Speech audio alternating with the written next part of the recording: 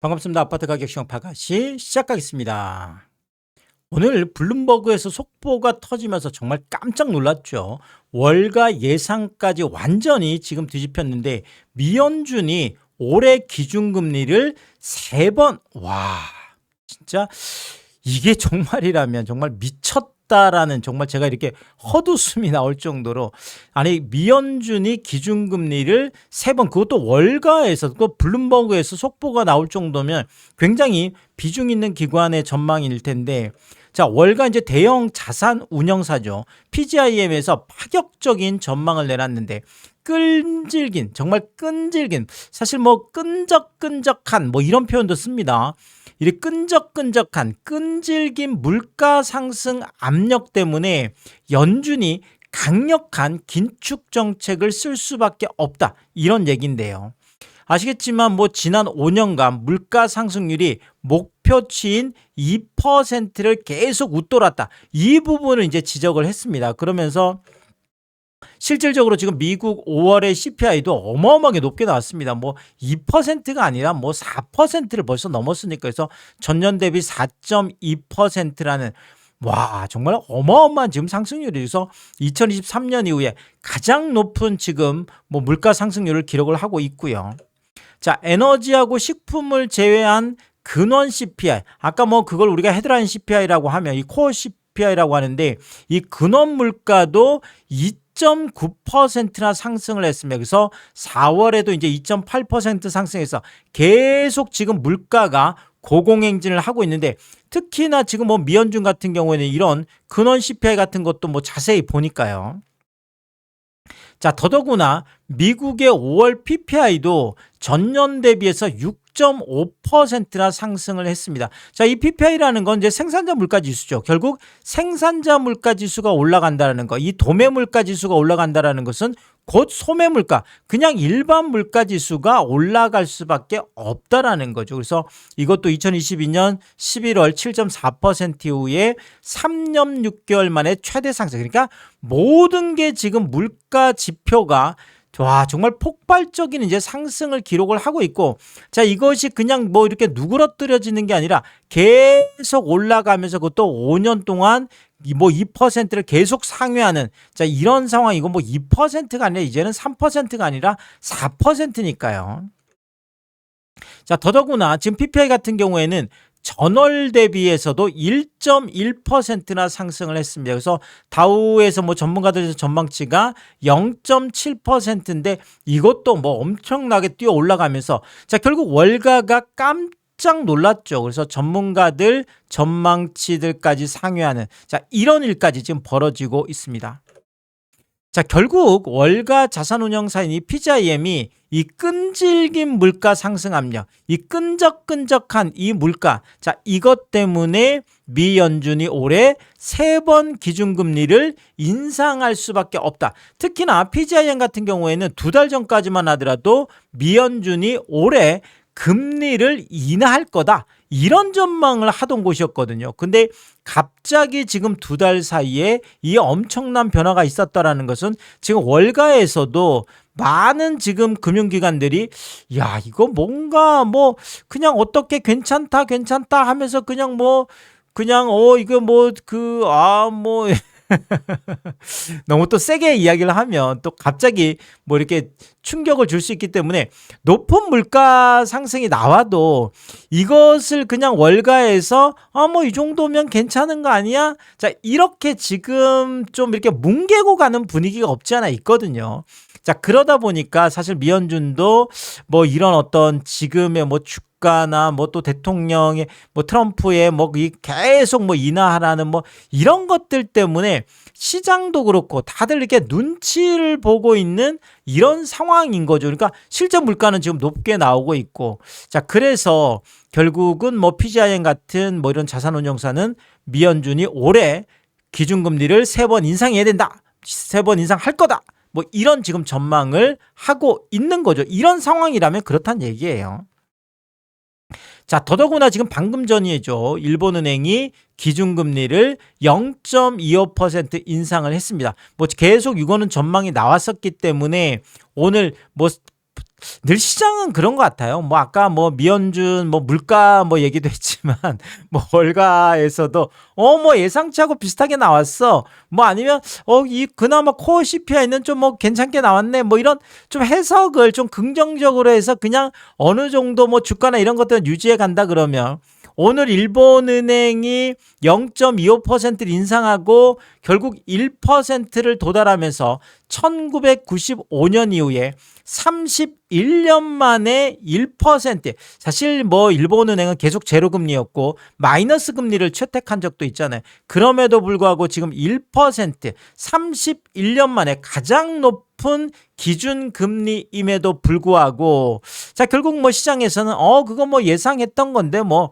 예측했던 거는 위험이 아니야. 자 이러면서 일단은 넘어는 가고 있습니다. 뭐 시장이라는 건 또 뭐 그런 속성이 있는 거니까요. 자 그렇지만 지금 전반적으로 뭐 기준금리나 금리 인상 글로벌 지금 이런 중앙은행들이 전부 다 이렇게 기준금리 인상 쪽 방향으로 가는 거는 뭔가 큰 변화가 일단 있는 거다 이렇게 보여주고 특히나 뭐 엔캐리 트레이드 청산 같은 경우에도 뭐 이렇게 지금 올라가면 많이 이야기가 나와야 되는데 결국 뭐 이거 뭐 이런 거 괜찮지 않을까 이렇게 좀 뭉개고 가는 분위기인데 이 뭉개고 가다가 어느 한순간에 이게 폭발하거든요. 그래서 이런 부분들은 좀 대비를 해야 되겠다 싶어서 제가 계속 이런 말씀을 드리고 있고요.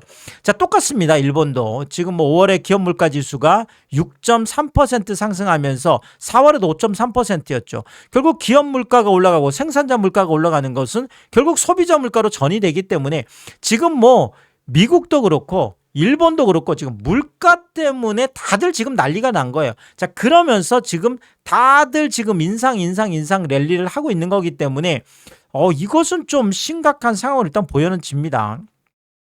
자, 6월 11일이었죠. 지금 며칠 전에 또 유럽 중앙은행 같은 경우에도 정책 금리를 0.25% 인상해서 2.25%까지 갔는데 이게 2023년 이후에 3년 만에 또 인상이어서 특히나 유럽 중앙은행 같은 경우에도 굉장히 또 영향력을 갖고 있잖아요. 똑같습니다. 지금 뭐 미국, 일본, 유럽 전부 다 인플레이션, 물가 때문에 다들 난리가 난 거예요. 그래서 유럽도 5월 물가가 3.2% 상승을 했고 특히나 에너지 가격이 10.9% 상승을 했죠. 그래서 전부 다 지금 뭐 난리가 났는데 자 근데 뭐 에너지 이런 거 빼더라도 근원 물가 같은 경우에도 2.5% 상승을 했죠.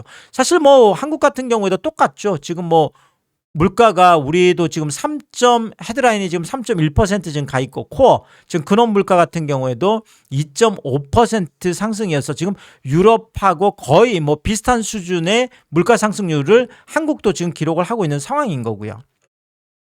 자, 그래서 한국은행도 5월 금통위 회의록이 오늘 공개가 됐습니다. 그래서 뭐 유상대 장용성 이제 소수 의견이 나왔었잖아요. 그래서 그 내용에 대해서는 구체적으로 안 나왔는데 오늘 금통위 회의록에서 이분들이 뭐 0.25% 인상해야 된다. 자, 이렇게 얘기를 하면서 그 이유가 뭐였냐면 지금 실제 물가 상승 압력은 공식 지표. 자, 지금 뭐 헤드라인이 지금 3.1% 나오고 코어가 지금 뭐 2.5% 나온 지금 이 정도보다 훨씬 지금 크다. 뭐 이런 이야기들이 있었었죠. 사실 뭐 이 부분에 대해서는 계속 뭐 지금 유가 뭐 보조금 뭐 이런 것들이 만약에 없었다 그러면 3.5% 이상을 갔을 거다. 뭐 이런 얘기들이 있듯이 실질적으로 지금 물가 상승 압력이 공식 지표에 나타나 있는 것보다는 훨씬 크고 특히나 지금 뭐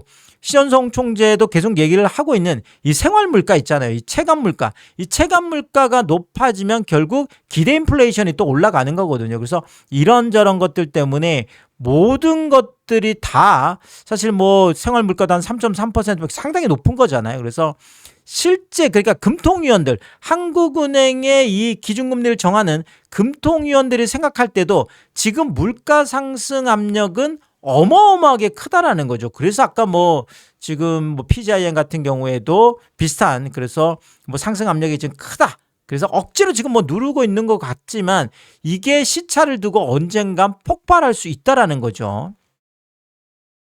자, 결국 미국하고 이란 지금 이제 뭐 종전 이제 뭐 곧 사인만 하면 지금 뭐 남아 있는 상황이죠. 뭐 19일 날 아마 뭐 사인하면 거의 끝날 걸로 일단 보여집니다. 자, 그럼에도 불구하고 한국은행의 금리 인상이 확정적으로 있는 거는 지금까지 전쟁 기간 동안 2월부터 지금 2월, 3월, 4월, 5월, 6월까지 있었던 이 지금 누적되어 있는 어마어마한 지금 인플레이션이 있잖아요. 자, 이런 것들이 시간을 두고 순차적으로 계속 나타날 거기 때문에 지금 결국은 한국은행에서는 지금 빠르게 지금 금리 인상을 할 수밖에 없다. 지금 뭐 신현성 총재가 지금 빠르게 가겠다고 지금 뭐 늦지 않게 하겠다 이런 얘기를 하잖아요. 자, 그래서 연합뉴스 같은 경우에도 한국은행이 7월에 빅스텝을 밟을 수도 있다. 그래서 지금 2.5%인 거를 3%까지 뭐 0.25%가 아니라 0.5% 한 방에 빅스텝을 갈 수도 있다. 뭐 이런 지금 내용을 보도를 했었고요.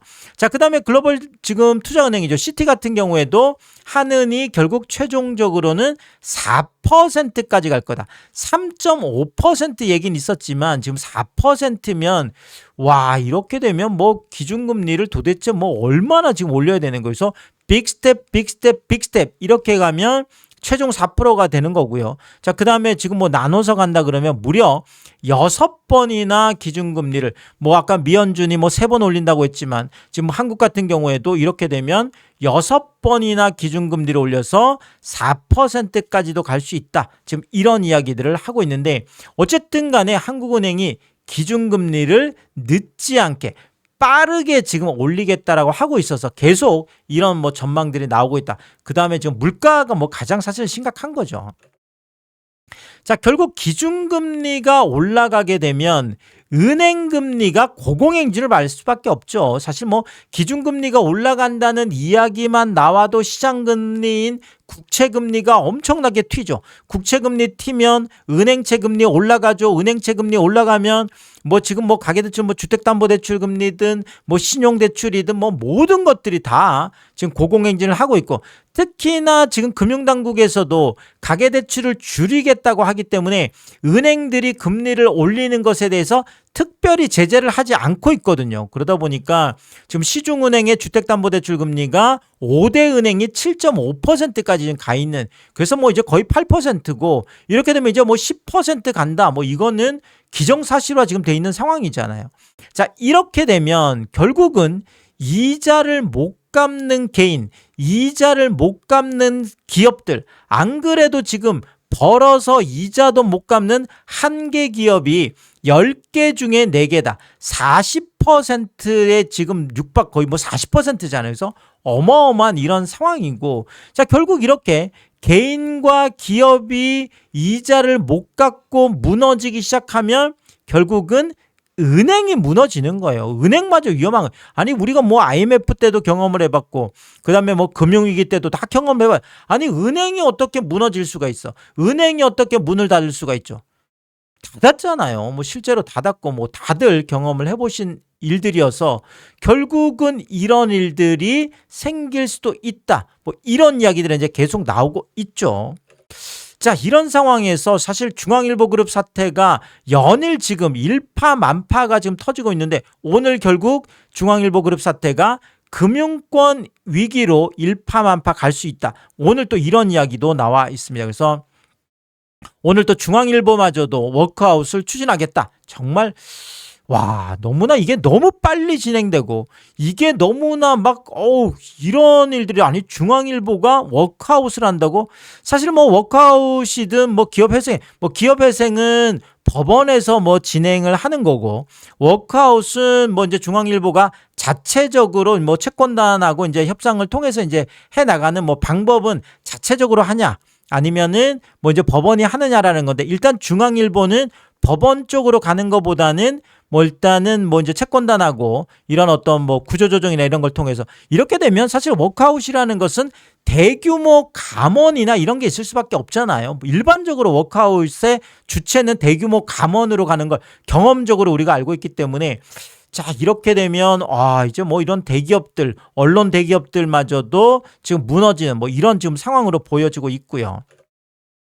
자, 그리고 이미 뭐 서울 회생법원에 지금 중앙일보 그룹 5개사가 회생 신청을 해놨잖아요. 그래서 지주사인 중앙홀딩스도 지금 들어가 있고, 뭐 JTBC 때문에 가장 이게 컸죠. 그래서 야, 방송국이 무너진다고, 방송사가 무너진다고, 지금 뭐 JTBC도 지금 난리가 나 있는 상황이고, 컨텐츠리 중앙도 마찬가지죠. 뭐 대단한 회사들이고, 중앙 P&I, 뭐 메가박스 뭐 더 말할 거 없죠. 뭐 이런 다 우리가 대형 뭐 대기업이라고 했던 이런 회사들이 결국은 한꺼번에 이렇게 와 정말 문을 닫을 수도 있다. 파산할 수도 있다. 사실 뭐 회생이든 워크아웃이든 잘못되면 파산하고 잘못되면 부도나는 거잖아요. 그래서 이런 것들이 자, 앞으로 지금 중앙일보 그룹이 지금 시작을 했는데 뭐 다른 방송사들도 지금 뭐 최근에 뭐 이렇게 OTT 시장이나 그다음에 이런 뭐 광고 시장들이 많이 어려워지면서 야, 이게 또 어디 그 다음 순서는 어디냐?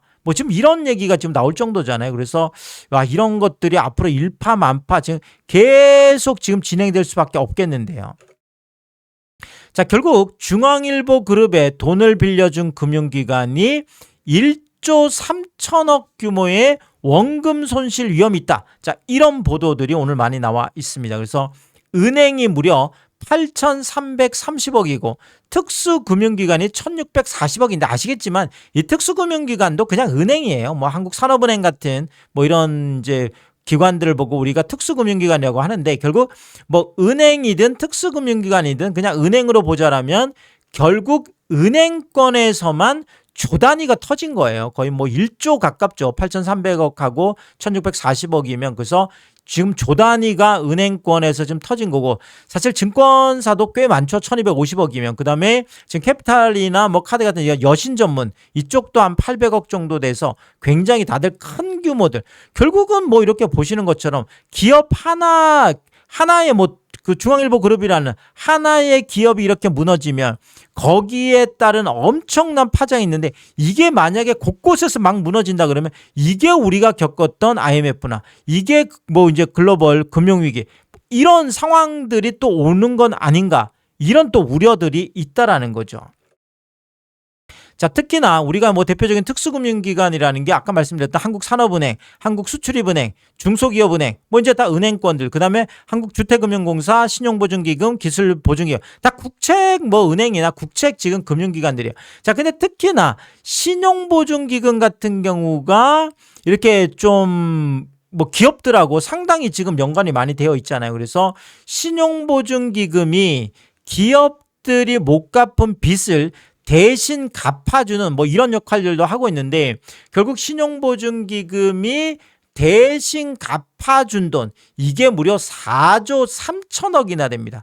자, 그런데 이게 뭐 구상권을 행사한다라고 해서 이게 뭐 얼마나 받겠어요. 뭐 거의 다 망한 기업이 갖고 있는 게 거의 없잖아요. 그래서 이거 뭐 거의 떼인 돈이다. 뭐 이렇게까지 할 수가 있겠는데 그래서 구상권을 갖고 있어도 뭐 이걸 회수 자체가 안 되는 거니까. 그래서 이 4조 3천억이라는 이 어마어마한 이런 건데 이제 기업들이 무너지기 시작하면 야, 이거 지금 뭐 큰 문제들이 생길 것 같습니다.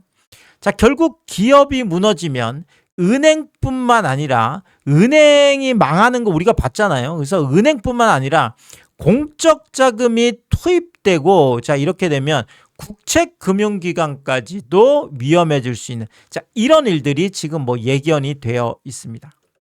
자, 결국 이런 상황에서 오늘 블룸버그 속보로 월가의 예상을 완전히 뒤집고 미연준이 올해 기준금리를 3번이나 인상할 수 있다. 정말 미친 정말 이런 지금 전망이 나와 있는데 자, 결국은 뭐 이미 오늘 지금 일본 중앙은행이 기준금리를 지금 또 뭐 어쨌든 올렸고 또 뭐 유럽 중앙은행도 지금 올려 있는 상황이고 뭐 하는도 뭐 당연히 뭐 7월에 지금 올릴 수밖에 없는 상황인데 자, 결국 이런 상황에서 뭐 지금 뭐 어떻게 보면 세계 은행이라고 할 수 있죠. 미연준만 지금 바라보고 있잖아요. 미연준이 올리면 그 파급력이라는 건 뭐 상상을 초월합니다. 근데 미연준이 더더구나 3번을 실제로 인상을 한다라든지 이제 뭐 또 물가에 따라서 뭐 달라지겠지만 이렇다면 정말 엄청난 일들이 벌어질 수 있다. 이렇게 말씀을 드리면서 참 뭐 충격적인 상황들이 뭐 연일 정말 곳곳에서 늘 지금 폭탄이 터지고 있는데 또 새로운 이야기 있을 때마다 제가 빠르게 업로드를 하도록 하겠습니다. 자, 오늘도 유튜브 쇼핑까지 시청해주신 여러분들이 저의 찐 시청자분이다, 찐 구독자분들이다. 항상 크게 감사의 말씀을 드리겠습니다. 여러분 이제 쿠팡에서 구매를 하실 일 있을 때 뭐 아래쪽에 띄워드리고 있는 삼양라면 링크를 통해서 구매를 해주시면 제가 영상을 만드는데 큰 도움이 되고 있다 이렇게 말씀을 드리겠고, 정말 짧지 않은 영상입니다. 늘 끝까지 시청해주시고 유튜브 쇼핑까지 오신 게 그런 거죠. 저는 삼양라면이 좋아서, 삼양라면이 맛있어서 삼양라면만 올려드리고 있는데 이 삼양라면만은 구매를 해주셔도 감사합니다. 근데 많은 분들이 뭐 작은 것 하나 구매하실 때도 이 삼양라면 링크를 통해서 구매를 해주시고, 또 가끔 고가 제품 구매하실 때도 일부러 이 삼양라면 링크를 통해서 구매를 해주셔서 참 뭐 번거롭고 성가신 일임에도 불구하고 저에게 도움이 되라는 의미로 뭐 작은 것 하나 구매하실 때도, 또 가끔 고가 제품 구매하실 때도 일부러 이 삼양라면 링크를 통해서 구매를 해주셔서 뭐 이렇게 마음 써주시는 거 볼 때마다 참 늘 너무나 감사를 드린다. 다시 한번 몸둘 바를 모르게 크게 감사의 말씀을 드리겠습니다. 파가시 멤버십 킹스피도 개설해두고 있습니다. 구독 옆에 가입 버튼 누르시면 월 9,990원으로 책정되어 있고요. 킹스피 분들에게는 왕관 모양으로 표시를 해드리고 있습니다. 오늘도 킹스피 여러분을 소개해드리겠습니다. 김화정님, 윤복자님, 피피칠사모님, 유웅준님, 미셸님, 전영돈님, 항상 감사의 말씀을 드리겠고, 많은 분들이 또 킹스피를 통해서 응원해주시면 고맙겠습니다. 오늘의 이야기가 도움이 되었다면 구독과 좋아요 부탁드리겠습니다. 고맙습니다.